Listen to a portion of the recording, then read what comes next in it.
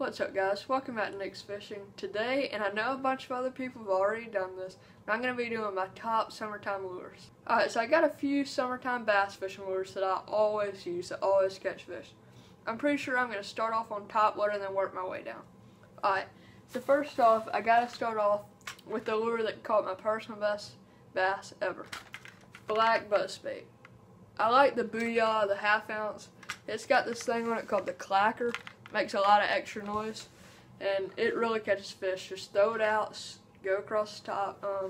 Black's my favorite color, and I would suggest putting a trailer hook on there because it does save you a lot of fish. That's bait number one. Alright guys, second bait for me would be a popper. This one right here is in a bullfrog color, but you could do a shad and bluegill pattern. They all work depending on what kind of food's in your pond that the bass eat.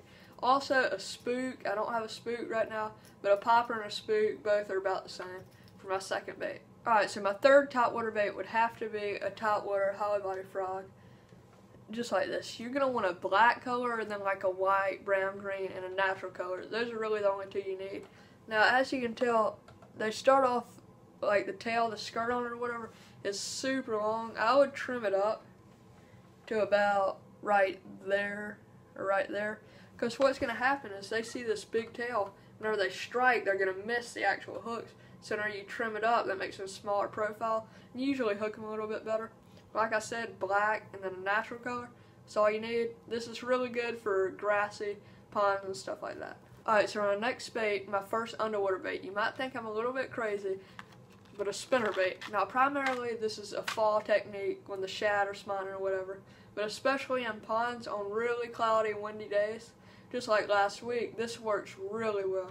I actually caught a 7.73, as you saw in one of my last videos, this exact spinnerbait right here. White's really the only color I ever use. And then you're going to want to add a trailer hook, because a bunch of times I'll just swipe at it, and that'll always get them. Pretty good bait. Alright, so for my next underwater bait, you're going to have to go with Senkos. I use Yum Dingers. Let me get one out of the package right fast. Yum Dingers are just as good as the Gary Yamamoto or any other thing. But they're probably my favorite cheap one that's really good quality. Just like this. They have a really good slow sinking action. They kind of shimmy as they go down like that.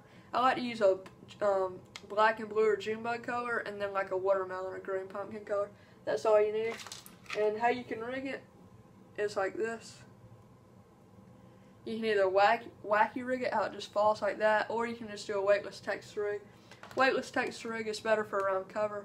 But in most ponds, a wacky rig will work pretty good. Alright guys, so my next bait of choice would have to be a trick worm or a shaky head. This right here is just a zone trick worm. So what it's going to do is you're going to let it sink down the bottom. Instead of like being on the bottom like this, it'll stand up because of that shaky head and just kind of shimmy in the water. Also, you could, with the trick worm, you could wacky rig it or Texas rig it just like a Senko. But on real slow finesse days, a shaky head is a good technique to catch some summertime bass.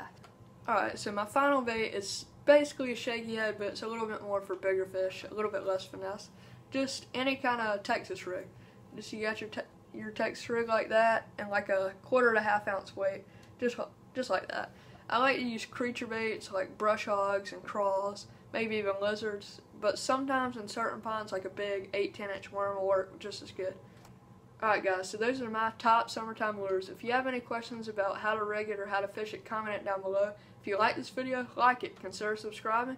I post videos every Monday and Thursday. I'll see you in the next one. Bye.